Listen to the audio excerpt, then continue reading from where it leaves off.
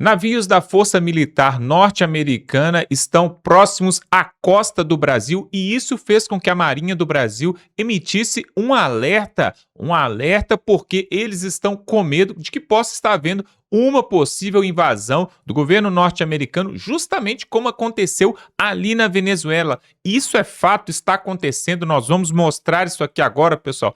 Parece mesmo que os Estados Unidos não estão de brincadeira, porque eles mandaram enviados para poder acompanhar o processo eleitoral aqui no Brasil e foram rejeitados. Inclusive o Lula os perseguiu. E agora também o embaixador do Brasil ali nos Estados Unidos também foi barrado. E aí agora está gerando essa tensão. O que será esses navios militares invadindo aí a costa do Brasil? O que eles estão querendo? Nós vamos tratar deste assunto agora. Mas antes, dá um like nesse vídeo, se inscreve aqui no canal, pessoal, para você ver outras matérias como essa aqui que nós vamos trazer. É gratuito, se inscreva agora.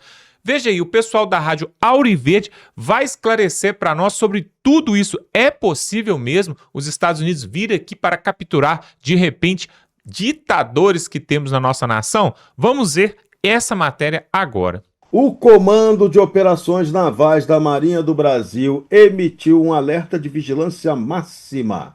Isso depois de detectar a presença incomum de navios de guerra dos Estados Unidos da América no limite da Zona Econômica Exclusiva Brasileira, na região conhecida como Amazônia Azul. De acordo com os relatórios de inteligência militar, a movimentação envolve a Força Delta Americana, uma divisão de resposta rápida especializada em monitoramento estratégico de rotas comerciais e patrulhamento de águas profundas. Ah, minha cara Karina Michelin, tão com medinho de quê? Tão com medinho do navio americano se aproximando da costa brasileira? Que coisa, hein? Quem não deve, não teme, né? Olha, a Força Delta Americana, a última vez que ouvimos falar muito dela foi com a captura do Maduro, que começou por aí, né? Eles estiveram rodeando os mares ali da Venezuela, do Caribe, Maduro que fazia dancinha, dizia que a ele ninguém pedia, peace, peace, peace, né? Lembra que foi muito falado disso tudo, levando tudo na brincadeira, até que chegou um dia a Força Delta entrou e levou Maduro e sua esposa também, e deixaram aí vários agentes cubanos mortos, que Maduro dizia que não tinha agentes cubanos com ele na sua segurança, não existia. Fez entrevistas até mesmo para Maria Elvira Salazar, à época, que era uma grandíssima repórter, apresentadora de TV hispânica, muito conhecida, e ela faz essa entrevista exclusiva com o Maduro, e o Maduro assume com todas as letras, né, mentindo despudoradamente, dizendo que os seus seguranças, ele não tinha ninguém do Serviço Secreto Cubano. E quando ele é capturado, todos os seus seguranças foram identificados como agentes secretos cubanos. Esse é Maduro. Agora, o mar do Brasil começa a ser também fiscalizado, mas isso foi já um recado dado do próprio Escudo das Américas. Quando o Escudo das Américas foi formado com os países, inclusive agora a Colômbia, sob a nova direção aí de la Espriella, o Alberto Abelardo, que acaba de assumiu nesse final de semana, já com uma grande força-tarefa combatendo o narcotráfico, com uma operação gigantesca que deixou 2 agentes aí do regime do narcotráfico mortos nessa operação. Depois teve o terremoto, que foi algo surpreendente também que aconteceu na Colômbia, mas no meio disso estava acontecendo operações importantíssimas contra o narcoterrorismo. Temos também o Peru, que é a Keiko Fujimori, que também faz parte desse Escudo das Américas, dizendo que suas fronteiras serão protegidas. Então, aqui o Brasil, Serrão, ele se isola cada vez mais, porque o Brasil é o único que até agora não quis classificar o PCC e o CV como organizações criminosas, narcoterroristas. Ele continua fazendo uma política que não é de boa vizinhança, que continua sendo uma ameaça para os Estados Unidos e para os países que estão ali, que fazem parte dessas fronteiras. Nós temos a Argentina, Uruguai, Argentina, que também Javier Milei já falou, ele é o cabeça desse escudo das Américas na América Latina. Então, já vimos que escalou muito a discussão, né? Os ânimos se elevaram muitíssimo entre Javier Milei e Lula, Estados Unidos, Marco Rubio, e também com Carlos Giménez, que é um congressista americano, que também no final de semana passada teve um embate gigantesco entre os dois, chamando Lula de porco, imundo, corrupto, ladrão, enfim.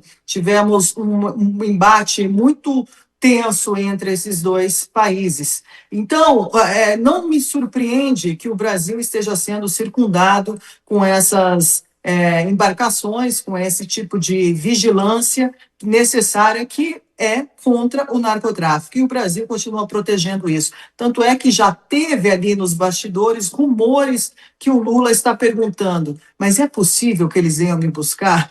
E aí o próprio Múcio fala, se ele quiser, ele pode vir até de Uber, porque nós não temos a quantidade de forças armadas, aéreas, militares, para poder conter os Estados Unidos da América. Veja bem, Gerrão, estamos realmente num mato sem cachorro. Parada sinistra essa, Karina Michelin, diretamente de Milão, exclusivamente para o Radar Auriverde Brasil. Agora eu saio de uma musa e vou para o meu outro muso. Eu também gosto dos musos, né? Que a mulherada aqui reclama. Só fala das musas. Então eu vou falar do muso também. Meu muso, Cláudio Cofani, que hoje estava numa audiência trabalhista, mas chegou agora e vai dar o seu pitaco. Você também está com medo da Força Delta, meu caro Cláudio? Eu, na verdade, não tenho medo dos americanos levarem Luiz Inácio Lula da Silva. Não acho que juridicamente está amadurecida essa situação perante a estrutura do Estado Democrático de Direito vigente nos Estados Unidos. No Brasil, qualquer um pode ser preso por mera vontade de algum ministro da STF que resolva rasgar a Constituição. Como isso aí, alguns deles praticam diariamente. Então, aqui, qualquer um de nós pode ser preso. Ô, Serrão, minha esposa já falou que se eu for preso, ela não manda nem cigarro para mim. Estou ferrado. Eu não tenho medo dos americanos virem buscar o presidente Lula aqui à força, não. Eu tenho esperança, não é medo. Então, eu acho que não vem, porque juridicamente o processo do Nicolás Maduro estava muito mais avançado, já havia decisão do Estado americano de que ele era um foragido, já havia busca de procura internacional, já havia dezenas de milhares de dólares oferecidos para quem o capturasse. Eu não lembro se chegou a $1 milhão, mas era um valor que fazia com que militares da Venezuela tivessem interesse. Lembramos que em 3 de janeiro, quando ele foi pego, em novembro, outubro, a vice-presidente da Venezuela esteve nos Estados Unidos e negociou com Trump o que ocorreria. E lembro que no começo do ano 2025, a mídia mundial já falava que o governo Maduro já tinha mandado $3 bilhões em barras de ouro para a Turquia, já se preparando para ir para lá. Lembramos que no ano passado foi um avião com a Janja, e deve ter ido muita coisa nesse avião, porque só a Janja não ocupa um avião inteiro. Então, eu acho que, assim, juridicamente, o Estado americano ainda não chegou numa posição de colocar Luiz Inácio Lula da Silva na posição que o Maduro já está. Eu acho que colocará. Eu até acho que, politicamente, o próprio Marco Rubio e o próprio Trump sabem que o caso que eles geraram no Canadá, em que o candidato de direita estava batendo 70 e poucos %. E aí houve manifestações do Trump batendo muito pesado na esquerda, e aí começaram com o discurso de esquerda de que poderia invadir o Canadá, inverteu a eleição, e o candidato de direita perdeu, e o candidato de esquerda, uma terceira via que a esquerda pôs, ganhou. Então, acho que os Estados Unidos aprendeu a ser mais cauteloso.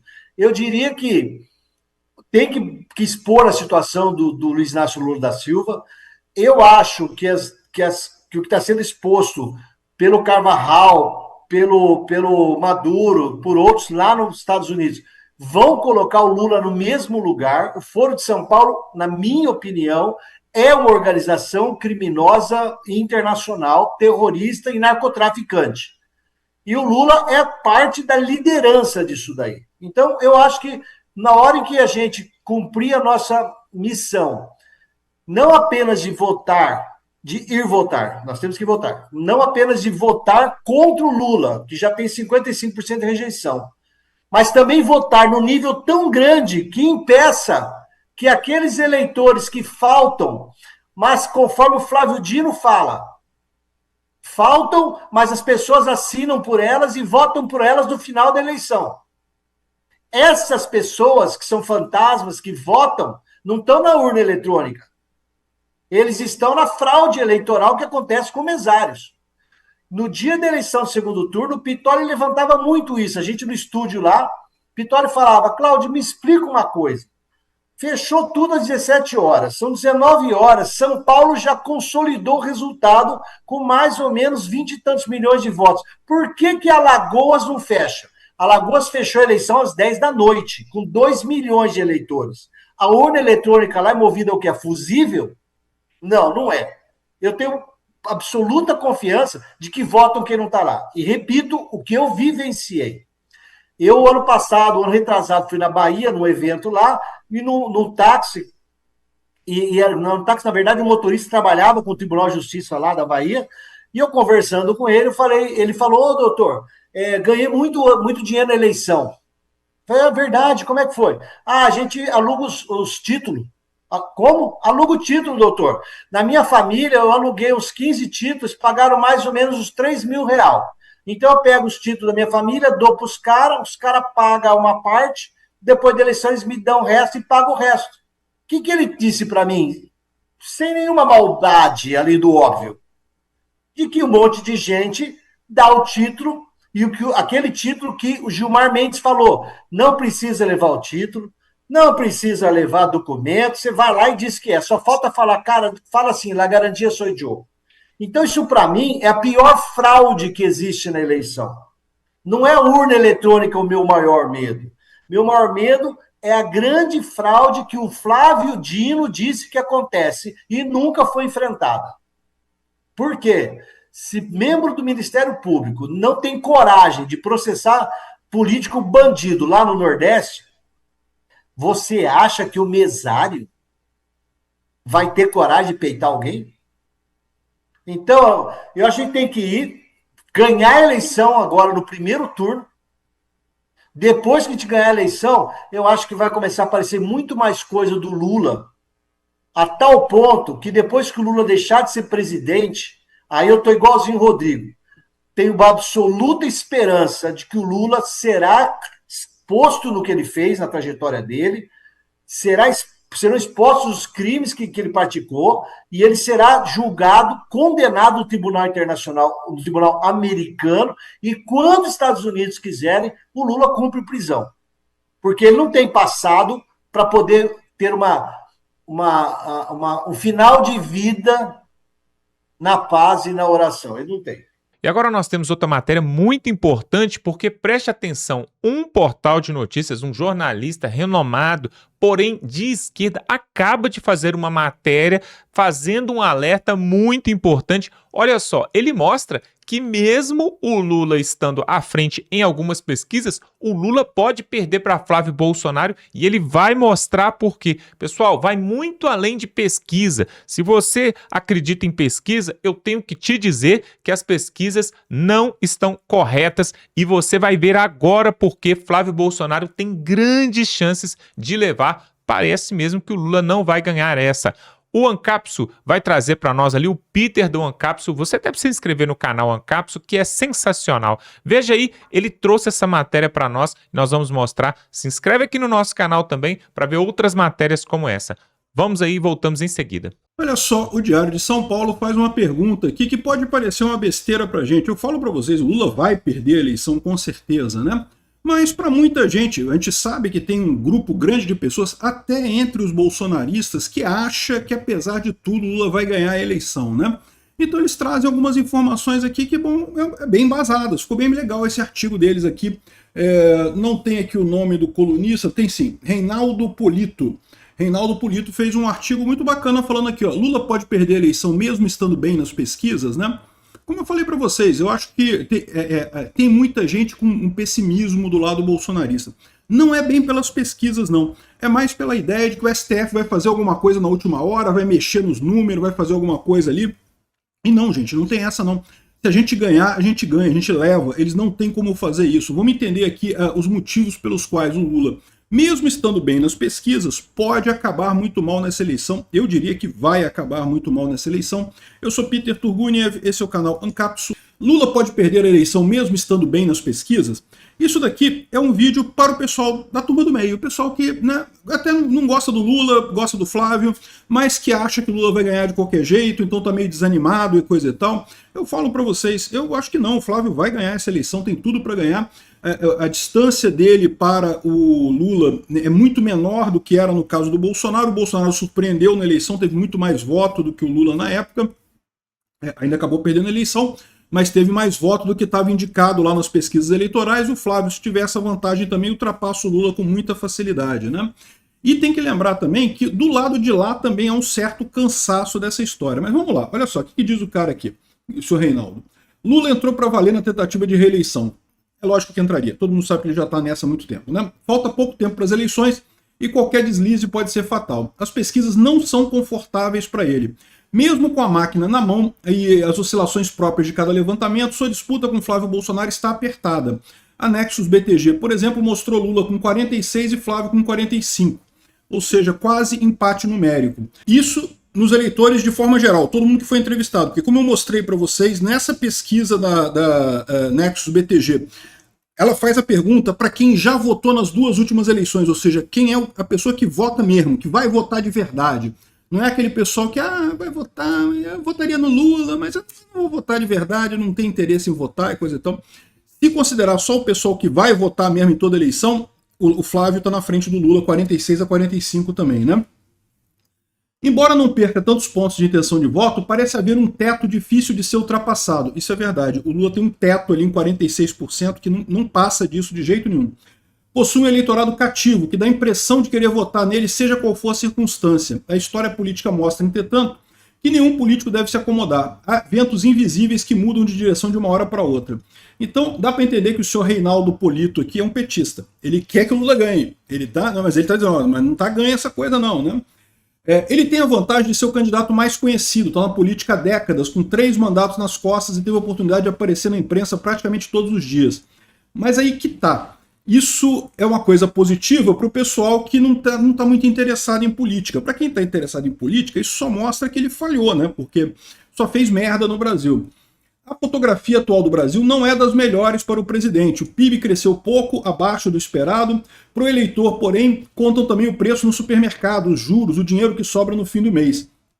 Por mais competente que seja o trabalho dos marqueteiros, não será fácil convencê-los de que Lula merece continuar por mais um mandato. É o que eu falo para vocês, né? O pessoal, a economia é o que vai acabar decidindo essa eleição a favor do Flávio.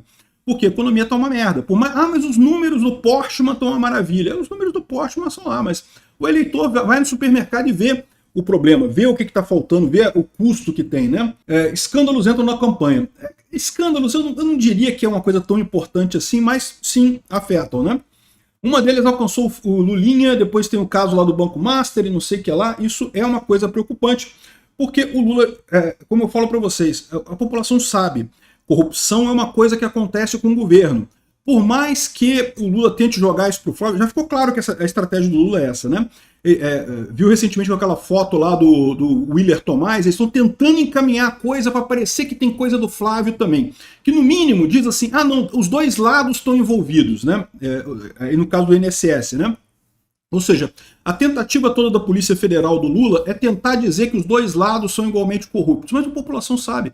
Corrupção é uma coisa que acontece com o governo, meu amigo, não acontece com a oposição. Quem tem poder para devolver alguma coisa para o corrupto é o governo. Por isso que o Odebrecht pagava fortunas para o Lula. Por quê? Porque conseguia contratos com a Petrobras. Quem está no poder é que corrompe, meu amigo. Quem está na oposição não faz nada, não tem o que fazer, né? Aqui, ó. O peso dos impostos se soma à taxa de juros e às dificuldades de crédito, um ambiente de forte pressão sobre as empresas.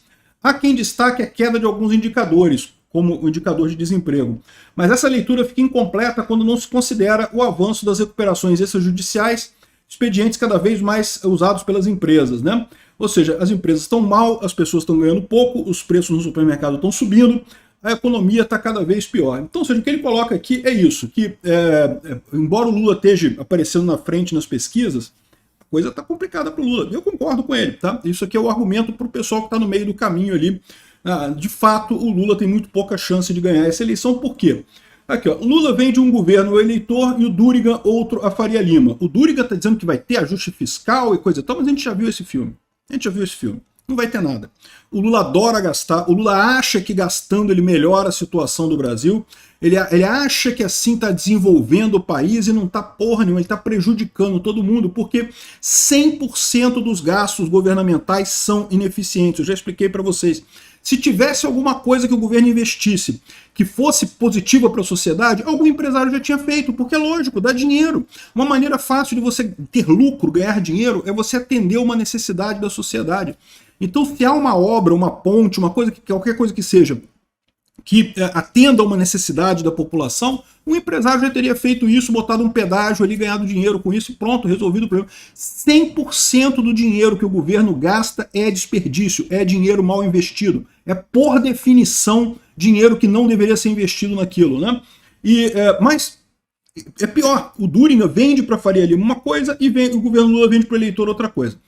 Isso aqui não é novidade, tá? Sempre foi assim. A diferença para o Lula, o que prejudica o Lula agora, é que esse discurso duas caras antes passava.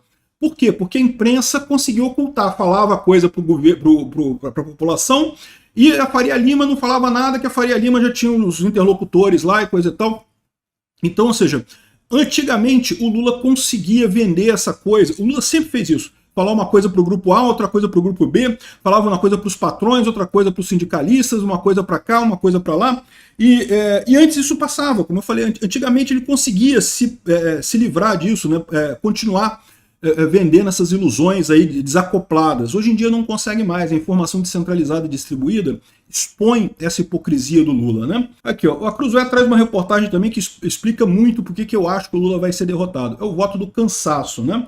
A maior força eleitoral do Brasil não tem nome, tem um termo e um alvo. Não é o presidente Lula nem seu concorrente Flávio, muito menos alguma terceira via. Essa força bem conhecida se chama antipetismo.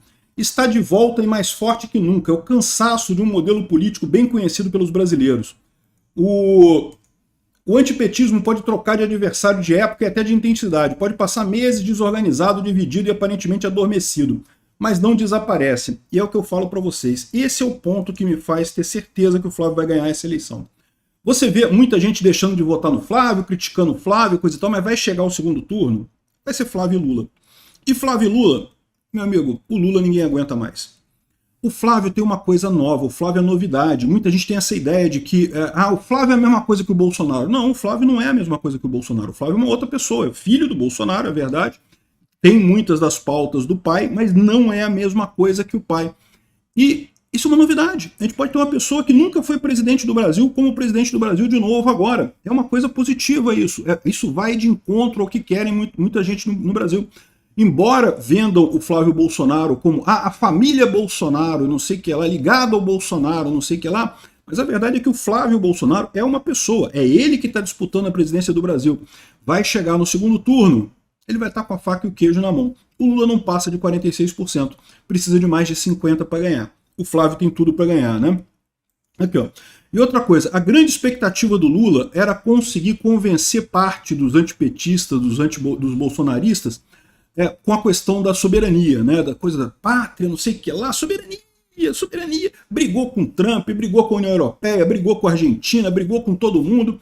Mas eu já expliquei, falei isso em 2 vídeos hoje já, que a política está se internacionalizando, virou uma coisa internacional, não tem mais esse negócio de política só do Brasil, não. A política agora é do mundo inteiro. O mundo inteiro bota o bedelho na política da Argentina, o mundo inteiro bota o bedelho na política dos Estados Unidos, o mundo inteiro bota o bedelho na política do Brasil também, quer saber o que está acontecendo, vai avaliar isso daí. E aí o Lula apostou no cavalo errado. E por que isso? Porque a ideia do Lula é antiga, o Lula está com a ideia dele de 20 anos atrás, ainda quando o Estado-nação como a gente conhece hoje, ainda fazia sentido. Hoje em dia não. Internacionalizou tudo, né? Todo mundo tem mais afinidade. As direitas do mundo inteiro têm mais afinidade do que os brasileiros de forma geral. Então, essa é a situação. Lula apostou na coisa errada. E até na questão do tarifaço, aí, o Flávio engaja 4 vezes mais do que o Lula nas redes pós-tarifaço. Ou seja, mostra como que o Flávio tem mais engajamento, muito mais coisa. Por quê? Porque o Lula apostava que o tarifaço iria prejudicar o Flávio. Não prejudicou. O Lula está até tentando agora esfriar a crise tarifária e diplomática com o Trump, né? Não sei não, né? Porque ele está dizendo isso aqui porque ele está dizendo que não, que o Trump é meu amigo, é o Marco Rubio que é o problema. Isso não é a forma correta de fazer a coisa, Lula. O Marco Rubio está seguindo a ordem do Trump, cara. O Marco Rubio é o secretário do Trump. Ele está fazendo isso com conhecimento e orientação do Trump. O Lula, ao fazer esse tipo de briga, está, na verdade, se sacaneando e sacaneando o Brasil como um todo, né? Mas o importante aqui, o fato de ele querer esfriar essa crise, mostra que ele viu que ele perdeu essa guerra. Ele achava que ele ia ter vantagem com essa briga com os Estados Unidos e coisa e tal, e não teve, né?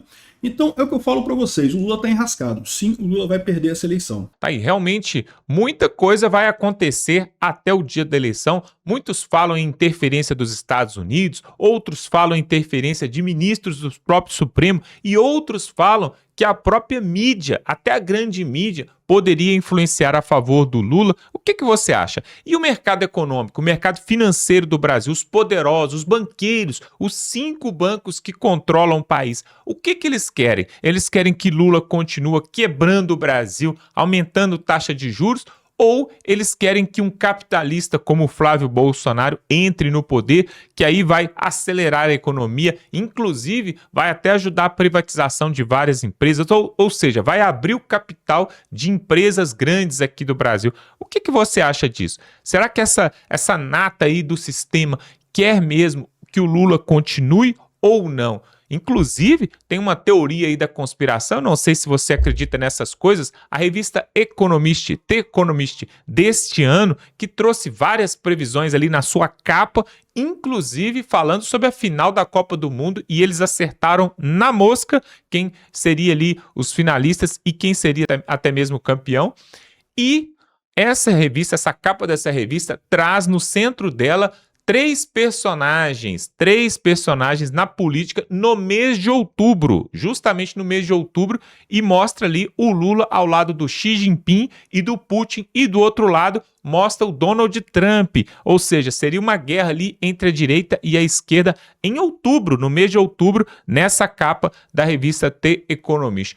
Tudo isso, pessoal, vai colocando lenha na fogueira porque o Lula não quer largar o osso, mas o próximo presidente indica 4 novos ministros e isso nós sabemos que aqui no Brasil o judiciário tendendo para um lado ou para o outro faz toda a diferença, porque aqui nós sabemos que não é igual a outros países onde o judiciário nem aparece. Não, aqui eles são realmente pessoas influentes, famosas e que todo mundo conhece, né? Para não falar outras coisas que nós não podemos falar. Então, pessoal, a verdade é o seguinte, esses navios que estão aproximando-se da costa do Brasil e essa matéria aí que esse jornalista trouxe, tudo isso aponta para o seguinte: o governo norte-americano quer sim que o Flávio Bolsonaro tome o poder, que a direita volte ao poder aqui no Brasil. Isso vai dar pano para manga. O que você acha? Coloque aqui nos comentários a sua opinião. Desta vez o Lula vai se dar bem ou não? Desta vez acabou, é fim da linha para a esquerda, para o PT e para Lula aqui no Brasil. Coloque aqui nos comentários a sua opinião. Se inscreva no canal, é gratuito, não paga nada e você vai ficar muito bem informado. Vamos ficando por aqui. Até a próxima.